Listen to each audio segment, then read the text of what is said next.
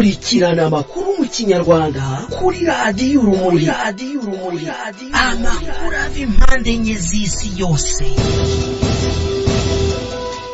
amakuru acukumbuye, amakuru yuzuye ubusesenguzi, nta handi wayasanga uretse kuri radiyo Urumuri.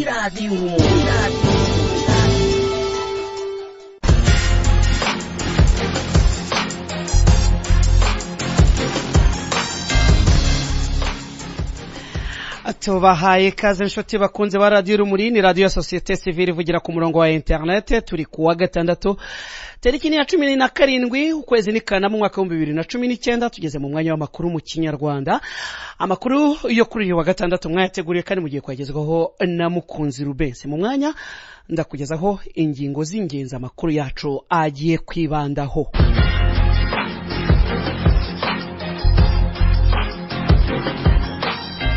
Rero zimwe mu ngingo z'ingenzi amakuru yacu yo kuri uyu wa gatandatu hagiye kwibandaho.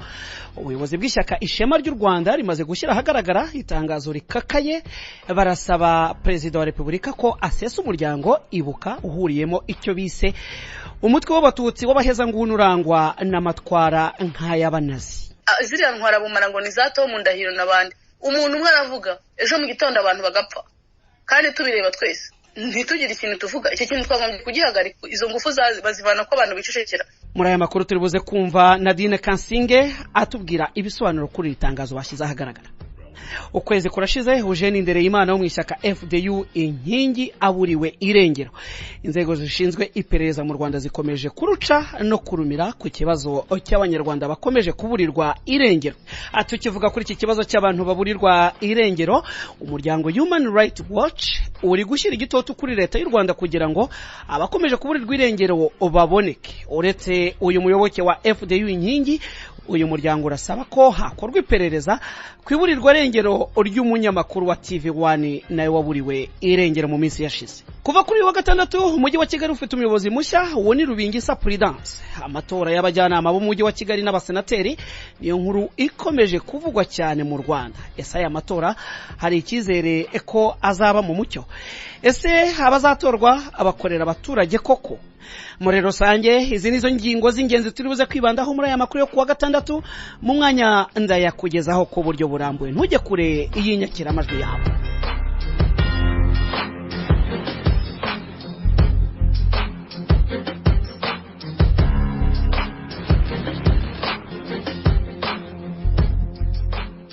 Nari maze rero kubikubwira mu ngingo z'ingenzi. Ubuyobozi bw'ishyaka Ishema ry'u Rwanda rimaze gushyira ahagaragara itangazo rikakaye, barasaba Perezida wa Repubulika ko asesa umuryango Ibuka uhuriyemo icyo bita umutwe w'abatutsi b'abahezanguni urangwa n'amatwara nk'ay'abanazi. Muri iri tangazo radiyo Urumuri ifitiye kopi, abayobozi b'ishyaka Ishema ry'u Rwanda baravuga ko bamaze iminsi mu mwiherero udasanzwe basuzuma byimbitse ikibazo nyakuri kibangamiye ubumwe n'ubwiyunge by'abanyarwanda. Abayobozi bavuga ko bageze ku mwanzuro ko umuzi nyakuri w'ikibazo ari ishyirahamwe ryiyise Ibuka. Bakavuga ko Ibuka ari nk'indwara ya kanseri ikomeje kumunga ubumwe n'ubwiyunge bw'abanyarwanda. Muri iri tangazo tuvuga ko rikakaye, ishyaka Ishema ry'u Rwanda rivuga ko iyo witegereje imikorere ya Ibuka usanga mu by'ukuri Ibuka ari umutwe w'iterabwoba cyangwa se icyo twakwita une organisation terroriste wigaruriye inzego za leta y'u Rwanda ukazikoresha mu buryo bwo kwimakaza ideologie raciste yemeza ko abene gihugu uba mu bwoko bw'abatutsi bonyine ari bo banyarwanda bagomba kwitabwaho, bityo bakaba abagomba kwikubira ibyiza byose by'igihugu. Iri tangazo rikomeza rivuga ko gufata ikigega farge leta ishyiramo amafaranga avuye mu misoro ya rubanda, Ibuka ikagihindura ikigega cyo gufasha abana b'abatutsi bonyine n'abari bataravuka mu mwaka wa 1994 bitwa abacitse ku icumu bakanarihirwa amashuri. Yewe ngo n'abari hanze y'igihugu mu mwaka wa 1994 kabone nabo mu miryango itunze bya mirenge barafashwa kubera gusa ko ari abatutsi. Muri iri tangazo ishyaka Ishema ry'u Rwanda rivuga ko Ibuka ikoresha ingufu zayo zose kugira ngo abahutu biciwe ababo babuzwe uburenganzira bwo gushyingura ababo mu cyubahiro no kubibuka. Mu bindi iri tangazo rivuga harimo kuba Ibuka kandi idacira kari urutega abatutsi bashakanye nabo mu bwoko bw'abahutu n'ababanye nabo ikabita abajenosideri, abo bakunze kuvuga ko ari fake survivors. Mu gushaka kumenya byimbitse impamvu iri tangazo ryashyizwe ahagaragara, navuganye n'umuyobozi mukuru w'ishyaka Ishema ry'u Rwanda. Uyu nguyu ni Nadine Claire Kansinge, twavuganye ku murongo wa telefone maze ambwira icyatumye bashyira hanze iri tangazo rikakaye. Madamu Kansinge, hano tumaze kubona itangazo mumaze gusohora, ni itangazo rivuga ku muryango Ibuka uharanira inyungu z'abacitse ku icumu rya jenoside yakorewe abatutsi. Muri iri tangazo muravuga ngo Ibuka ni nk'indwara ya kanseri ikomeje kumunga ubumwe n'ubwiyunge bw'Abanyarwanda. Murashaka kuvuga iki muri iri tangazo? Afite twaricaye twe abayobozi b'ishyaka Ishema kuva hasi ku rwego rwo hasi, twakoze imyiherero ku nzego zose zishoboka, tugerageza gutangira gutekereza ku ikihe ibibazo nyamukuru by'Abanyarwanda. Twe twasanze Ibuka ari nka seta de conspiration ya extremisme tutsi ikoresha ubutegetsi bw'u Rwanda mu kukandamiza abanyagihugu, cyane cyane guharabika ubwoko bw'abahutu no gukanga abandi bose. Tusanga icyo kintu rero ari ikintu kibi cyagombye kwamaganwa, kuko buri gihe bakinyura ku ruhande bakagikikira kigize intakoreka intushabure, kikajya kirwa gica imitwe abantu. Ibyo bigomba guhagarara. Iyo Ibuka rwose twiyemeje kuyihagurukira no kuyihagarika gukomeza kwica Abanyarwanda nkaho itanishisha. Reka tugaruke kuri iki ngiki muvuga muri iri tangazo, aho muvuga ko gufata ikigega farge leta ishyiramo amafaranga avuye mu misoro ya rubanda, Ibuka ikagihindura ikigega cyo gufasha abana b'abatutsi bonyine, ngo n'abari bataravuka mu 1994 bitwa abacitse ku icumu bakarihirwa, ngo yewe n'abari hanze y'igihugu mu mwaka w'1994 kabone nabo mu miryango itunzi bya mirenge barafashwa kubera gusa ko ari abatutsi. Ibi bintu mubifitiye ibimenyetso ko iki kigega gifasha abantu kitagombye kuba gifasha? Ibimenyetso buri wese arabizi. Imisoro birwa batanga abantu kugira ngo byonyine iyo fe yuko habaho ikigega gifasha abantu mu bwoko bumwe.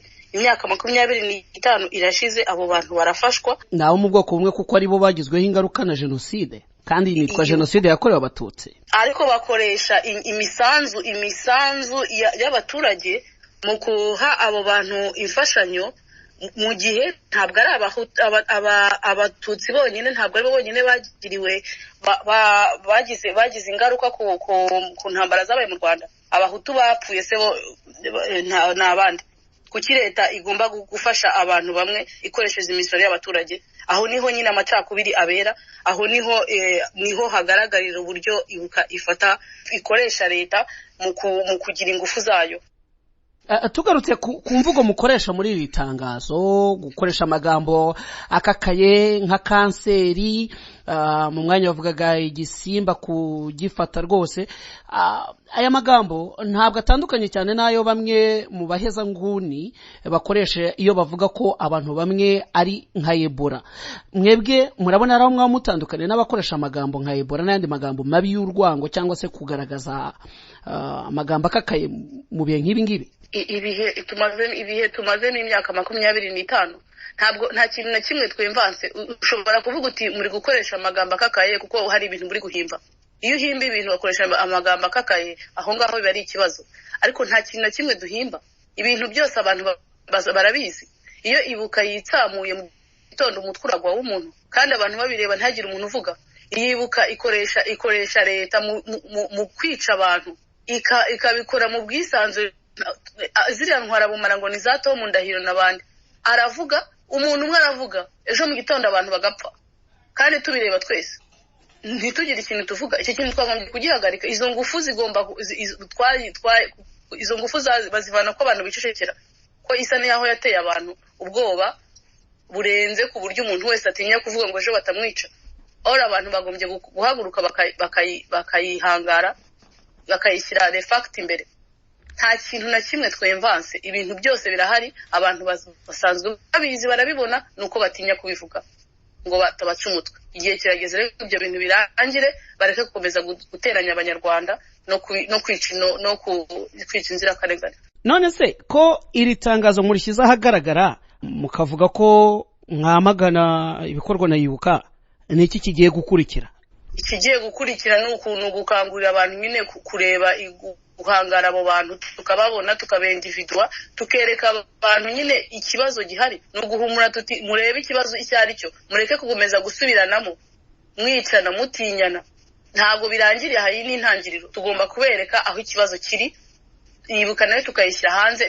Niba abo bantu koko ari abantu b'abagabo b'indahangarwa, nibaze berekane, baze baduhinyure, bavuge ko ibyo twavuze ari ukubeshya. Nta hantu bari buduhere urabure, kuko ibintu byose bavuga abanyarwanda burya ushobora kubabwira ibintu bakicecekera, ariko barareba barabona ukuri uragupfukirana, ariko ntabwo kujya gupfa, kujya mu butaka kukongera kukagaruka ntabwo ushobora gupfa. Twebwe rwose nta kibazo dufite. Abo bantu niba hari ikintu twavuze kitari cyo baze batunyomose. Twababwira ko rero mu gusoza iri tangazo abayobozi bose b'ishyaka Ishema ry'u Rwanda abasaba nyakubahwa perezida wa Repubulika ko yakoresha ububasha ahabwa n'amategeko agasesa icyo bise umutwe w'abatutsi b'abaheza nguni urangwa n'amatwara nk'ay'abanazi, kandi abayobozi bawo bose bigize inkwirakwiza bumara bagakurikiranwa n'inkiko. Bakomeza bavuga ko leta ya Paul Kagame idashoboye kwipakurura abo baheza nguni, bizaba ngombwa ko rubanda igoka ihaguruka ikabyikorera.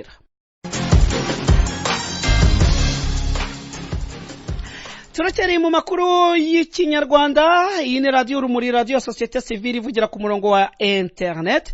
Ukwezi kurashize Eugene Ndereyimana wo mwishyaka FDU inkingi yaburiwe irengero. Inzego zishinzwe iperereza mu Rwanda zikomeje kuruca no kurumira ku kibazo cy'abanyarwanda bakomeje kuburirwa irengero. Ejo hashize kuwa gatanu iminsi yari ibaye 30 Eugene Ndereyimana wo mwishyaka FDU inkingi mu Rwanda aburiwe irengero. Umugore we avuga ko amaze gucika intege, abana nabo baracyamubaza aho papa wabo yarengeye. Atubibutse ko uyu mugabo w'imyaka 29 yabuze ku itariki ya 15 z'ukwezi gushize kwa karindwi, aho yaragiye Nyagatare guhura nabifuzaga akumva ibyiri shyaka ritavuga rumwe n'ubutegetsi bw'u Rwanda. FDU inkingi yarahagarariye mu ntara y'Uburasirazuba nk'uko umuyobozi w'iri shyaka yabibwiye BBC icyo gihe. Igihe BBC yageragezaga kuvugana n'urwego rushinzwe iperereza ku byaha mu Rwanda, icyo bita RIB, ku makuru mashya y'ibura rya Ndereyimana, umuvugizi w'urwego rushinzwe ubugenzacyaha mu Rwanda Modeste Mbabazi yabwiye BBC ko bashyikirijwe ikirego ko uyu yabuze bagahita abatangira kugikurikirana.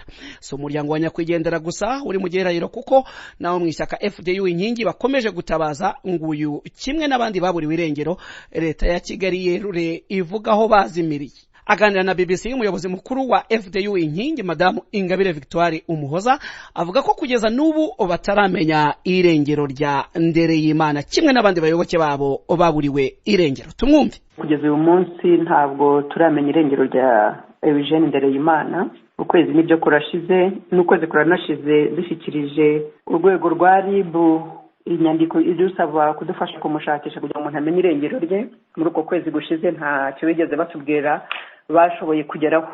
Bikaba bimaze kuba nk'umuco mu Rwanda ko abantu batavuga rumwe n'ubutegetsi babura bakicwa, hanyuma inzego zibishinzwe zigakora nkaho ari ikibazo kitabareba. Igisubizo gihora ari kimwe, kuko kuri Eugene si uwa mbere.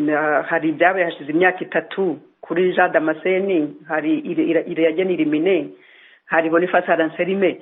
Izo kazi zose nta na rimwe bigeze batubwira batari cyo twagezeho.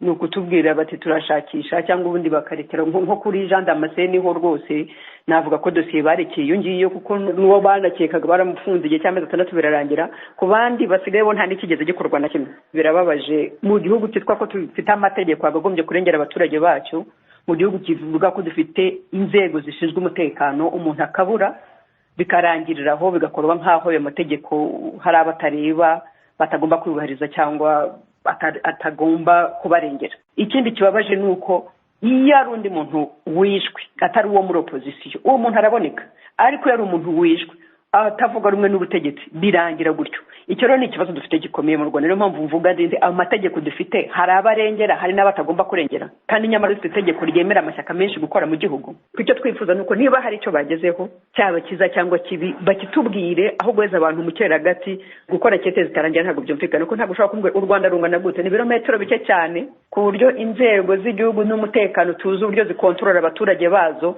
bashobora kutubwira ngo ntabwo bashobora kumenya aho umuntu yarigitiye. Atukivuga kuri iki kibazo cy'abantu baburirwa irengero, leta ikaruca ikarumira umuryango Human Rights Watch uri gushyira igitutu kuri leta y'u Rwanda kugira ngo abakomeje kuburirwa irengero baboneke. Uretse umuyoboke wa FDU inkingi, uyu muryango urasaba ko hakorwa iperereza ku kuburirwa irengero k'umunyamakuru wa TV1 nawe waburiwe irengero mu minsi yashize. Iyi nkuru ku buryo burambuye turekesha Ijwi rya Amerika. Mu Rwanda ikishyirahamwe Human Rights Watch ryasohoye kuri uyu wa kane rivuga ko ari umumenyesha makuru n'umunywanyi w'umugambi utavuganwa n'ubutegetsi bamaze ukwezi baburiwe irengero inyuma yo kuzimangana mu buryo butandukanye. Uwo muryango uharanira uburenganzira bwa kiremwa muntu wemeza ko mu gihe imiryango itaza abayo bari abategetsi nabo ataco barashikiriza ku vyashikiye abo bagabo babiri. Uwa mbere avugwa ni uwitwa Ndereyimana, uwo ni umunywanyi w'ishaka rya FDU inkingi ritemewe n'ubutegetsi kandi ritanditswe. Uwo bagenzi we bavuga ko yaburiwe irengero ku wa 15 ukwezi kw'indwi guheze mu gihe yari kaja mu nama ahitwa Nyagatare mu ntara y'ubuseruko bw'u Rwanda. Bagenzi we kandi bavuga ko nubwo bariko baravugana ariko arabagana atigeze ahashika, barindiriye amaso agahera mu nzira. Ubugira kabiri Human Rights Watch rivuga ni Constantin Tuyishimire, yakorera ikinyamakuru TV1 Rwanda mu buraruko bw'igihugu. Uwo yabuze mu gihe yategerezwa kuja kurondera no gukora inkuru muri district ya Gicumbi ku wa 16 ukwezi kw'indwi nyene. Ivyashikiye abo bantu babiri ni vya nyuma vyerekana urutonde rurerure rw'abantu bashobora kuba banyuruzwa, bahagarikwa kubera imvo za politike canke gutunga ibigwanisho batayifitiye uruhusha, bikaba bikorerwa hanini abikekwa kugwanya ubutegetsi canke ababuharabika. Niko Lewis Maja twari igisata ca Human Rights Watch muri Afrika yo hagati avuga. Yongera ko ati abategetsi bategerezwa kugira amatohoza yigenga kandi yugururiwe bose kuri abo baburirwa irengero, maze ababifisemwo uruhara bagakurikiranwa. Uko biri kose muri Human Rights Watch basigura ko gushika ubu ataho kwemeza kwiburwa ry'abagabo babiri rifitanye isano n'umwuga w'itangazamakuru Tuyishimire yakora hamwe n'ibikorwa vya politike Ndereyimana yarimwo. Kwa 2023 kwezi guheze urwego rujejwe amatohoza mu Rwanda RIB rwabwiye ikinyamakuru TV1 ko umunyamakuru waco Tuyishimire ashobora kuba yahungiye muri Uganda bitewe n'amadeni y'umurengera yari afise, ariko umuryango wiwe nturashobora kuvyemeza ukamenyesha ko atamakuru y'ufise gushika ubu. Human Rights Watch yemeza ko mu Rwanda amatohoza ryakoze yerekana ko ari abantu bafungwa bagategekwa kubesha ku vyabashikiye nyuma y'amezi baborezwa igufa kandi bafunzwe mu ibanga rikabije. Ritanga karorero kumenyesha makuru John Ndabarasa yabuzwe irengero mu kwa 8 2017 imbere yo kuboneka mu kwa 3 2018 abwira itangazamakuru ko yari yahunze igihugu umugabo ahitamwe gutahuka. Human Rights Watch yibutsa kwiburwa rya Ndereyimana rije amezi 5 nyuma y'urupfu rwa Anselme Mutuyimana y'umunyamabanga wa Victoire Ingabire atwara umugambwe FDU inkingi. Iryo shirahamwe ryemeza ko ku itariki ya 5 ku kwezi ryandikira urwego RIB rubaza amatohoza ageze ku vyashikiye abagabo babiri no ku rufu rwa Mutuyimana ariko atanyishu byahawe. Mu kwezi kw'icumi umwaka uheze cegera ca Ingabire yaburiwe irengero. Boniface Wagirimana yari muri gereza ya Mpanga mu manuko bw'u Rwanda. Ubundi yibutswa yabuzwe irengero n'umupfasoni Irimine Iragena yari muri FDU inkingi nawe akaba yabuzwe mu kwa 3 2016. Mu kiganiro cahanahanywe cane yagiranye na televiziyo y'Abafaransa France 24 mu minsi iheze, President Kagame yari yamirije icegeranyo c'umwe bwa Buraya c'umwaka uheze cavuga ko mu Rwanda hariho nyangwa rikabije y'agateka na muntu akigereranya n'agatera soni. Mugabo maje arangiza agira ati si ibintu bisanzwe nta nubwo ari ivyo kwihanganirwa ko abanyamakuru n'abanyepolitike batavuga rumwe n'ubutegetsi bakomeza gutorwa bapfuye nk'uko biri mu Rwanda. Ndetse umuvugizi wa RIB yabwiye mugenzi wacu Asumuta Kaboyi akorera i Kigali yuko umenyesha makuru Tuyishimire yahunze kandi bizwi neza ko yagiye mu gihugu c'u Buganda. Nayo kubijanye na Ndereyimana yemeje ko umuryango wiwe wamaze gutanga ikirego mu burasirazuba bw'u Rwanda ariko ko amatohoza n'ubu atacarerekana. Eroje Urikaneza, Nairobi, Ijwi rya Amerika. Iyi mwumva ni radio URUMURI, radio ya Sosiyete Sivili ivugira ku murongo wa internet. iyi mwumva ni radio urumuri radio ya Sosiyete Sivili ivugira ku murongo wa internet. Turacyari makuru mu Kinyarwanda yo kuri uyu wa gatandatu. Reka tuyakomereze mu Rwanda, aho kuri uyu wa gatandatu umujyi wa Kigali ufite umuyobozi mushya, uwo ni Rubingisa Prudence. Amatora y'abajyanama b'umujyi wa Kigali n'abasenateri niyo nkuru ikomeje kuvugwa cyane mu Rwanda. Rubingisa Prudence yatowe ku majwi 71 atsinze uwo bita Rutera Rose wagize amajwi 22 gusa mu bantu 116 bagombaga gutora. Hatoye 94. Rubingisa asimbuye Rwakazina Marie Chantal uheruka kugirwa ambasaderi mu gihugu cy'Ubusuwisi. Uretse gutora umuyobozi w'umujyi wa Kigali, kandi amakuru dukesha bimwe mu binyamakuru byandikirwa i Kigali aravuga ko Perezida Kagame yashyizeho abarimo Dr Jeannette Bayisenga, Gentil Musengimana, Gilbert Muhutu, Regis Mugemanshuro na Dr Ernest Nsabimana. Aba rero bakaba ari abajyanama biyongera ku bandi batandatu bazatorwa mu turere tugize umujyi wa Kigali. Inzego z'ubuyobozi bw'umujyi wa Kigali zarahindaguwe ku buryo mu mezi 6 ari imbere nta muyobozi w'akarere uzaba kibaho mu turere twari dusanzwe nka Nyarugenge, Kacyiru na Kicukiro. Mu itegeko rishya rigenga imigendekere n'imiterere y'umujyi wa Kigali riteganya ko uzagira abajyanama 11. Muri iri tegeko hahindutse byinshi, nko kuba nta munyamabanga nshingwabikorwa uzongera kubaho kuko azasimburwa n'uwo bise umuyobozi mukuru w'ibikorwa by'umujyi wa Kigali uzwi nka city manager. Ikindi nuko nta njyanama cyangwa nyobozi zizongera kubaho kuko hazabaho umuyobozi nshingwabikorwa w'akarere n'umwungirije bazayobora abashingiye ku migambi, ibikorwa n'amabwiriza by'umujyi wa Kigali. Gusa serivisi zo ku karere zizakomeza gukora nk'uko byari bisanzwe. Tukivuga ibijyanye n'amatora, u Rwanda ruritegura amatora y'abagize Sena ateganyijwe kuzaba ku itariki ya 16 kugeza ku itariki ya 18 Nzeri, ni mu gihe rero cy'ukwezi kumwe. Ubusanzwe Sena igizwe n'abasenateri 26, harimo 12 batorwa bahagarariye intara enye z'igihugu n'umujyi wa Kigali. Abasenateri 8 bagashyirwaho na Perezida wa Repubulika. Kugeza ubu mu bakandida 69 bashyikirije ibyangombwa byabo urukiko rw'ikirenga, hemejwe abakandida 63 gusa. Mu bakandida bemejwe n'urukiko rw'ikirenga bazahabwa iminsi 20 yo kwiyamamaza mbere y'umunsi w'itora kuva ku itariki ya 27 Kanama kugeza ku itariki ya 15 Nzeri uyu mwaka.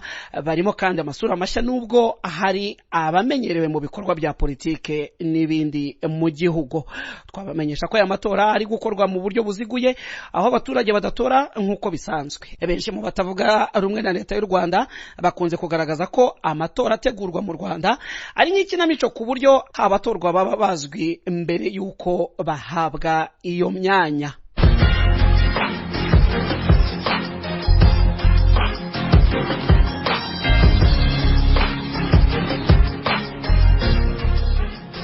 Inshuti bakunze ba Radio Urumuri, aha rero ni naho dusozereje amakuru yacu yo kuri uyu wa gatandatu tariki ya 17 Kanama umwaka wa 2019.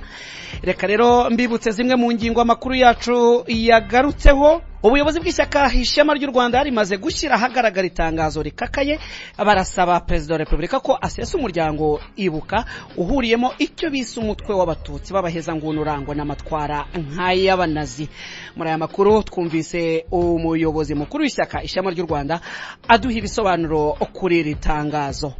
Muri aya makuru kandi twagarutse ku nkuru ijyanye no kuba ukwezi gushize Eugene Ndereyimana wo mu ishyaka FDU inkingi aburiwe irengero.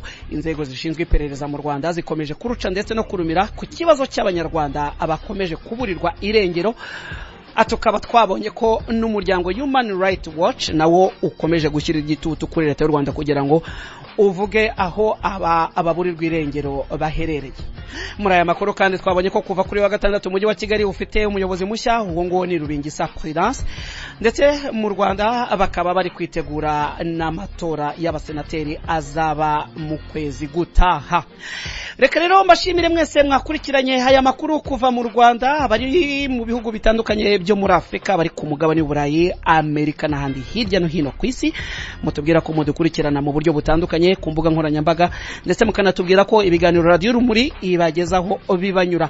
Mbashimire mwese mwamfashije kugira ngo aya makuru abashe kubageraho. Mbifurize rero gukomeza kugubwa neza n'ibiganiro bya Radio Urumuri, mukomeze kunogerwa na gahunda zacu. Kuri mikro nari Mukunzi Rubenzi.